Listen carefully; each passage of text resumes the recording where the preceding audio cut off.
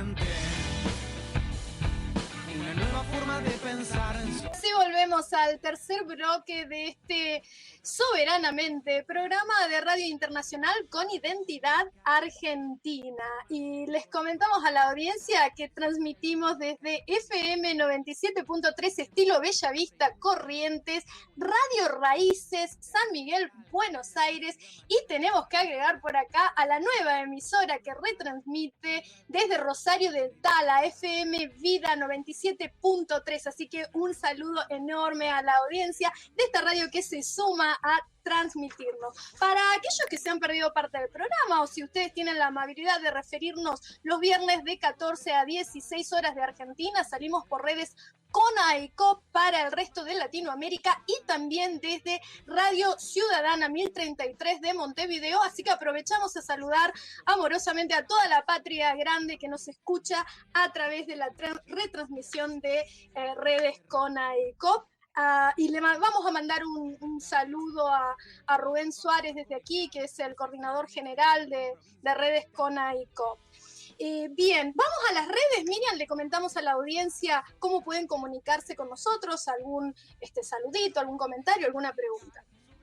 Bien, estamos en Twitter, Soberanamente2, en YouTube, Soberana Argentina, en Facebook, soberana.mente.98, en WhatsApp, más 54 9341 384 2627, en Instagram, soberana.mente.arg. Bien, y antes de volver a nuestros entrevistados, vamos también a mandarle las condolencias a Rubén Suárez y a Redes con AECOP, así como a Radio Ciudadana y toda la comunidad de La Gaviota en Montevideo, porque el compañero Manuel Origoni en estos días falleció el sábado, lamentablemente, un militante incansable de la comunicación por la soberanía latinoamericana. Él era director de programación de Radio Ciudadana junto con Rubén Suárez y Luis García. Era militante del Frente Amplio, fundador de Febrero, Frente Amplista, y fundador del Sindicato del Poder Legislativo, integrante y dirección en Uruguay de CONAICOP. Así que le mandamos un enorme abrazo a todos los compañeros que están de duelo por allí. Nos unimos a recordar a nuestro querido compañero, que bueno, justamente una de las felicidades que tenía el compañero era que acababa de terminar de pagar su casa y estaba disfrutando por primera vez el haberse liberado de esta deuda eterna que tienen las casas hoy en día, los hogares, y lamentablemente fue muy de golpe, un ataque al corazón, y lo hemos perdido. Así que bueno, le mandamos un abrazo enorme y nuestro acompañamiento a los compañeros de la red. Y bueno, vamos a continuar con la entrevista hoy con José Cudina y César Crosita. Y acá volvemos a los conceptos técnicos, ¿sí? Así que tengo esta pregunta. Quisiéramos, César y José, si ustedes nos pueden ubicar un poquito, queríamos tratar de que nos quedara claro la diferencia entre balanza comercial, balanza de pagos, y algo que realmente está hoy en día en la agenda comunicativa a partir de un desencuentro que hubo entre el ministro Guzmán y la vicepresidenta Cristina, el equilibrio fiscal.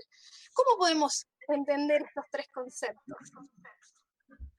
Bueno, balanza comercial es la diferencia, mide las exportaciones de bienes y las importaciones de bienes. La balanza y la diferencia es si la balanza comercial es superavitaria o deficitaria. Argentina, gracias a Dios y gracias al precio de la soja y al precio de los productos agrícolas, desde que asumimos el gobierno con estos precios tenemos una balanza comercial favorable de 18.000 millones de dólares. Cifras bien altas. O sea que todo lo que exportamos, menos lo que importamos, le quedaron al país 18.000 millones de dólares. La pregunta es, ¿por qué tenemos de reserva 5.000 millones? ¿Qué pasó con la diferencia? Y ahí la diferencia es cuando el sistema financiero, nosotros tenemos el gobierno, pero no estamos controlando desde el Banco Central qué hacemos con la divisa. Claro. Si los bancos tienen la libertad de poder mandarlas hacia afuera, si se están pagando deudas de los privados con el dólar oficial, si están haciendo todo tipo de maniobras, nos siguen sacando las divisas utilizando mecanismos oscuros, por lo menos no claros, que por lo cual tengamos nosotros conocimiento que se hicieron con esos 18.000 millones de dólares de diferencia. Claro. A esto le tenemos que sumar. César, perdón, estamos hablando de una diferencia de 13.000 millones de dólares. Lo que vos acabás de decir, 18... No, ¿por qué de 13? Y porque me dijiste, si anoté bien... Sí, pero ya había 5.000 ya antes cuando subimos. Ah, o sea que nos faltan 18.000. Sí, Está bien. nos faltan 18.000. O sea que te van a dar excusas, que pagamos esto, que pagamos lo otro, pero realmente nosotros no estamos cuidando las divisas. Claro. Nosotros no estamos cuidando las divisas que ingresan, pero tampoco estamos cuidando las divisas de lo que se están evadiendo por no declararlo. Cuando nosotros vemos que las cerealeras declaran por declaración jurada, a mí no se me ocurriría hoy con los mecanismos que tenemos de Big Data para poder controlar qué sale y todo, que alguien pueda estar declarando por declaración jurada. Declaran lo que se exporta, las mineras también lo declaran por declaración jurada. Entonces, si corregimos estos mecanismos. En las Naciones Unidas hay un trabajo de CFIAR que dice que la Argentina pierde 30.000 millones de dólares al año por la subfacturación y todos los mecanismos dolosos que se hacen en el comercio exterior. Más o sea, contrabando, ¿no? Agregamos contrabando. O sea, Paraguay hace 2 años fue el 4º exportador mundial de soja. Y no produce. Y no la produce muy poco. Y fue el 4º exportador mundial, entonces exportó la soja argentina. La pandemia puso un límite a eso, porque como no había movimiento, entonces se restringió notoriamente la evasión por ese lado. Pero la Argentina, o sea, tenemos un superávit en la balanza comercial y deberíamos estar bien.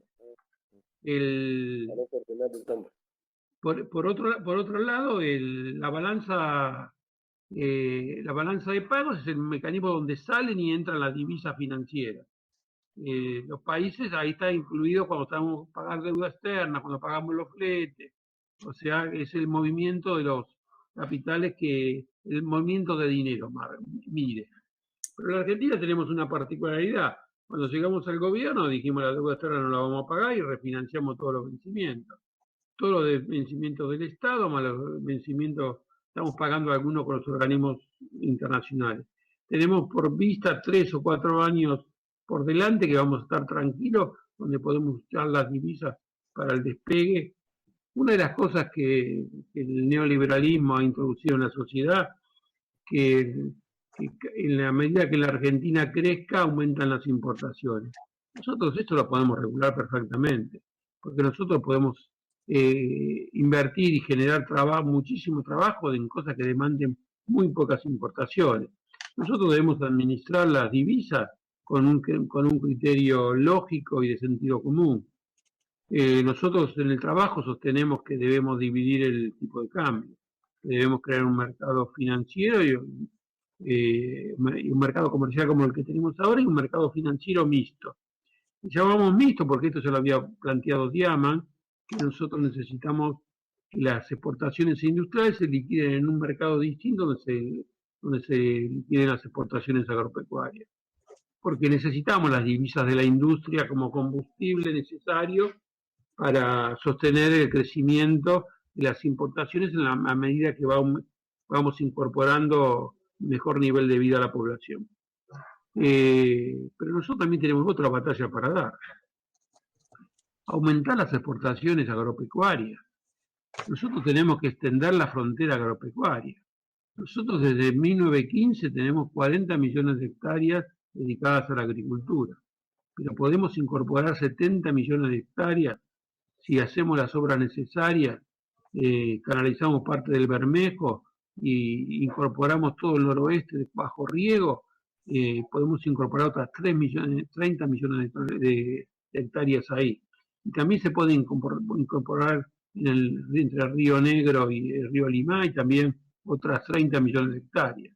Podemos pasar a exportar de 100 millones de toneladas a 300 millones de toneladas. Esa es la gran revolución que tenemos que hacer. Y en 2 o 3 años las podríamos hacer esas obras. Y no implican divisas necesarias, implican topadoras y pocos movimientos de tierra.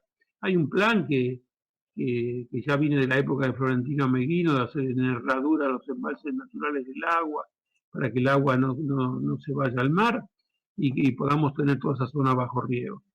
Y ahí la Argentina va a salir rápidamente, porque en una Argentina exportando 300 millones, en vez de exportar 100 millones de toneladas de cereal, exportamos 300 millones, evidentemente vamos a tener otros números, otros dólares, otros ingresos, y vamos a poder sacar a todo el mundo de la pobreza. O sea, son obras que tenemos que hacer y tenemos los pesos, no necesitamos los dólares. Tenemos que recuperar la soberanía monetaria y decir, usamos nuestra moneda para poner en marcha todas esas obras. Nosotros en el trabajo estamos proponiendo, inclusive como compañero decía de Nuevo Encuentro, que el bimonetarismo y que la gente ahorra en dólares. Pero también proponemos alternativas para incorporar esos dólares a la vida productiva del país. Tenemos que aplicar normas de sentido común, evitar que nos sigan saqueando, evitar que bajo mecanismos financieros 2 millones de personas que viven de las finanzas nos tienen sometidos a 38 millones que queremos vivir y producir y vivir en un país, ser felices, en la tierra donde nacimos. Y tenemos que enfrentar a esos 2 millones de personas y acotarle los márgenes de maniobra y terminar con la financiarización de la economía. Tenemos que terminar con la tasa de interés, que la tasa de interés de la economía sea 0%, como ocurre en todo el mundo, como ocurre en los países europeos, con Estados Unidos, donde los bancos no te cobran por guardarte el dinero. Y se presta a tasa cero para hacerte la casa, para hacer, el Estado te presta a tasa cero para unos emprendimientos productivos, para abrir fábricas. Y terminemos con la tasa de interés que va a ser rápidamente. Hoy la tasa de interés, como ya dije antes, la responsable de la inflación en la Argentina. Tenemos la solución en nuestras manos, lo estamos proponiendo en nuestro trabajo. Hay que enfrentar al capital financiero, como cuando empezamos a decir pymes o bancos. Esa es la batalla que tenemos que dar. Claro. César, la otra pregunta que te había hecho, eso está muy claro y estoy totalmente de acuerdo y por ahí va la cosa, no hay ninguna duda. También te había preguntado, Raquel, sobre el equilibrio fiscal. Yo tengo una consulta, aunque creo que sé la respuesta. ¿Puede ser el equilibrio fiscal un objetivo de política económica de un país? No, el equilibrio fiscal es un resultado en una hoja de balance. O sea, el Estado gasta por un lado y después cobra impuestos por el otro. La diferencia entre lo que gastó y lo que cobró es un saldo contable que se debe medir en el bienestar de la población. Que esa política, ese saldo contable haya servido para mejorar el nivel de vida de la población. El objetivo de la política monetaria y fiscal tiene que ser el pleno empleo. El Estado tiene que movilizar todos los recursos necesarios para que ninguna persona que quiera trabajar no tenga trabajo. O sea, la desocupación es un síntoma de que a la economía le falta gasto del Estado para que genere la demanda necesaria para que todas las personas puedan tener un trabajo digno. La única manera de terminar con la pobreza es que la gente tenga trabajo. Es el mecanismo, no es el subsidio ni el plan social. Perdón, compañero, ¿le puedo hacer una pregunta? Lo que pasa que está bien, siempre caemos en la economía bimonetaria. Ahora, el tema es que lamentablemente en la Argentina la política económica ha quedado anclada a pesar de los años que han pasado a la convertibilidad, digamos.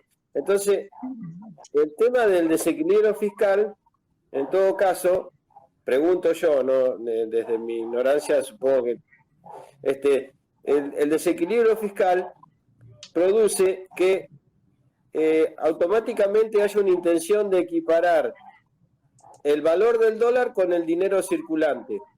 No tiene nada que ver una... Sí, No, no tiene nada que ver.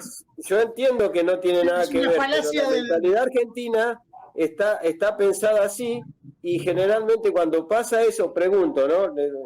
Le tiro la pregunta. Cuando pasa eso, nos produce una disparada del dólar que se traslada a precio y otra vez nos produce inflación. ¿Cómo se resolvería un poco eso, compañero? Primero, vamos a la disparada del tipo de cambio. Desde que llegamos al gobierno no hubo corrida cambiaria. O sea, no es porque no hayan querido, es porque no han podido. ¿Por qué no pudieron? Porque ya no nos sacan más los dólares del Banco Central. El cepo lo que vino a hacer es que le quitó a los sectores concentrados en la economía la posibilidad de que el tipo de cambio se dispare. Por consiguiente, el argumento ese que me daba recién de que se corre el tipo de cambio ya no corre más.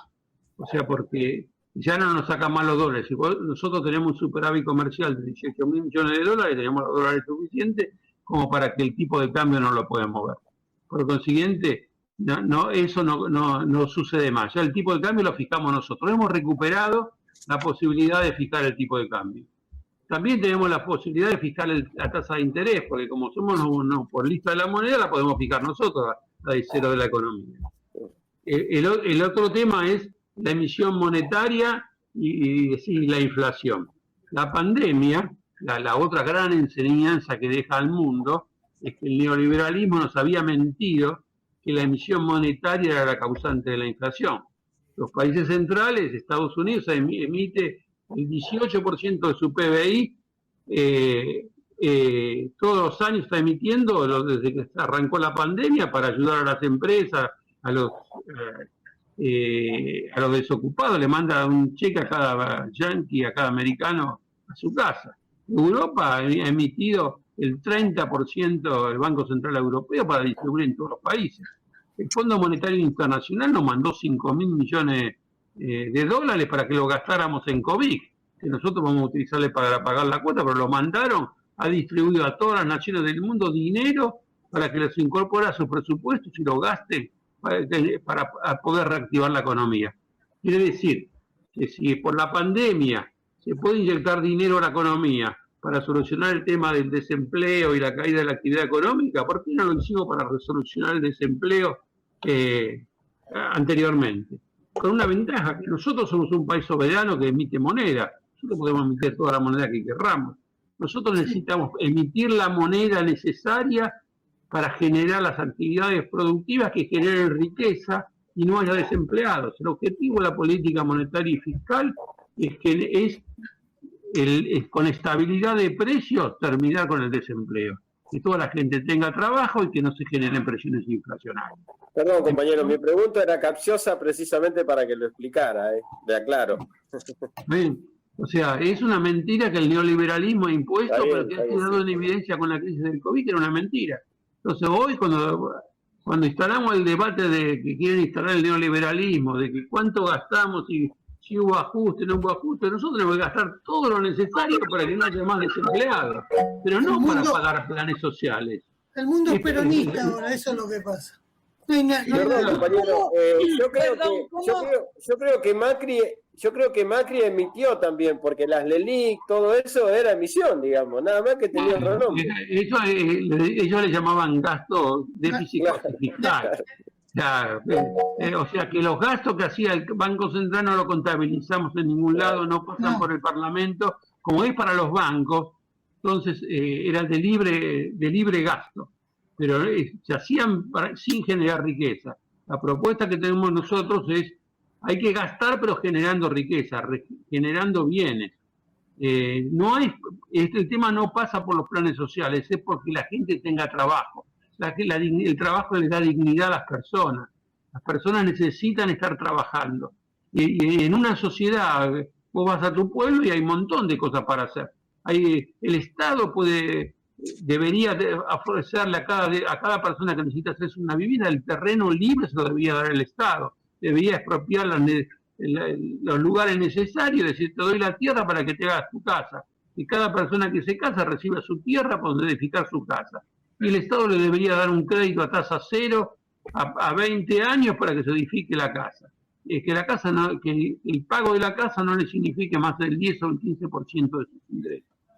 Ese es el camino que vamos a construir una sociedad organizada y Tengo una donde la gente puede ser feliz. ¿Sí? ¿Cómo encajan las corporaciones alimenticias en todo este marco? Porque en la realidad lo que se ve es que los trabajadores tienen un aumentito de sueldo y estas corporaciones aumentan los precios y se lo quitan. En este mismo, cuando tengamos la tasa cero y se acabe la inflación, también van a quedar controlados los precios porque no va a haber argumentos para los aumentos. El Estado hoy con los mecanismos tecnológicos puede controlar los costos perfectamente de todas las empresas y deberemos trabajar fuertemente para que estas empresas no puedan seguir creciendo y desinviertan. Nadie puede tener más del 20% del mercado, del 25% del mercado como es en el mundo. No debemos permitir la concentración económica en los sectores alimenticios. Debemos descentralizar la producción de alimentos por regiones, por pueblos, por ciudades. Hay que terminar con la concentración lechera. O sea, todo esto es un programa que debemos trabajar desde el Estado. Y con tasa cero y financiando actividades de pequeñas empresas, esto se va a solucionar. O sea, el camino pasa porque cada pueblo produzca sus propios alimentos. Un tema nuevo que debemos plantearnos es las quintas alrededor de los pueblos y las ciudades. O sea, hay muchos trabajos para hacer eso. Nosotros lo que desde el mecanismo financiero que queremos es proveer los recursos necesarios para que todos esos proyectos se lleven adelante.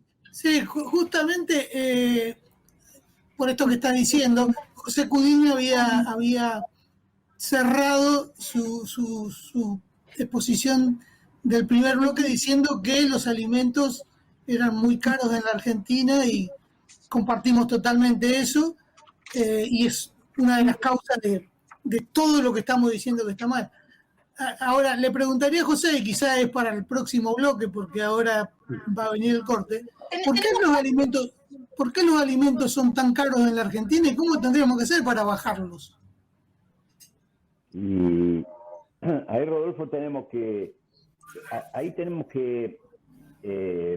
charlarlo conjuntamente con el compañero del general Villegas porque conoce de la materia.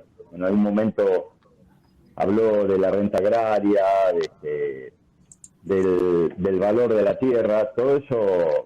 El alquiler de la tierra representa un costo importante en la producción de alimentos. Calculemos que el inicio, yo no sé qué porcentaje, pero salvo el hipícola, la mayoría de la alimentación del pueblo argentino y del engorde de los animales, ya sea el ganado vacuno, el cerdo y los pollos dependen de la producción del campo, de la producción agraria. Ahí intervienen varios factores en la producción agraria. Uno de los factores, yo diría, parasitario, que tiene que ver hasta con una concepción semifeudal, que es la del alquiler de la tierra, ¿no? Los grandes terratenientes, que sabemos que son 1000, siempre se dijo que eran 1000, que fueron, que cuando Roca salió a conquistar el desierto, ellos fueron atrás con los palos y los alambrados a delimitar sus territorios. Así mismo. Hoy siguen siendo los dueños de esas tierras. Y por esas tierras, cuanto mejor esté la producción y los valores internacionales, más cobran de alquiler. Ahí hay un porcentaje importante en el precio de los alimentos. Eso lo tenemos que corregir. No puede ser que un sector tan pequeño gane tanta plata sin trabajar. No existe en ningún lugar del mundo. Que alguien se gane, pero estamos hablando de miles de millones de dólares anuales. Es increíble, nadie lo dice. Nadie lo dice, lo estamos escondiendo, digamos, la militancia lo dice, pero lo que tienen que tomar decisiones nunca lo dicen. Hablando en criollo, se hacen los pelotudos porque tienen, en definitiva, el temor de enfrentar esa realidad, ¿no? Porque, no tenemos correlación de fuerza favorable, en fin. Y yo digo, ¿cuándo tenés correlación de fuerza favorable? Cuando tomás buenas decisiones políticas. No cuando tenés el 60% de los votos y tomás malas decisiones políticas. Y bueno, vos me preguntaste, Rodolfo, ahí medio me perdí. ¿Cuál es el...? Y bueno, es un poco lo que dijo César, es todo lo que dice César, una gran exposición. También el tema de los costos, es decir, esto que dije de la renta de la tierra tiene que ver con los costos. Y el resto de la cadena de alimentos, es decir, la producción agropecuaria, agrícola, como la elaboración de los alimentos está concentrada en 10, 8 empresas monopólicas, no conocemos los costos. Vos sabés que hace 7, 8 meses leí en Infobae, estaba leyendo una noticia, dice, vinieron 5 representantes de las principales empresas productoras de alimentos y le pidieron una entrevista a Culfas, y Culfas los atendió, y ellos le fueron con los costos que dice que tienen un 25% más que el trimestre anterior. Entonces Culfas le dijo que bueno, que no se lo podía volcar en lo inmediato, pero lo iba a prorratear en 4 o 5 meses. Ahora, la pregunta, cuando leí eso me asombré. El empresario le presenta el costo al funcionario nuestro, cuando el funcionario nuestro, una hora antes de recibirlo, tiene que tener el informe en la mano de cuáles son los costos. Apertura de costos, Es una barbaridad, es lo que dice el Si no modificamos eso, nunca vamos a ver cuál es el verdadero precio. ¿Cuál es el valor del producto? No lo sabemos.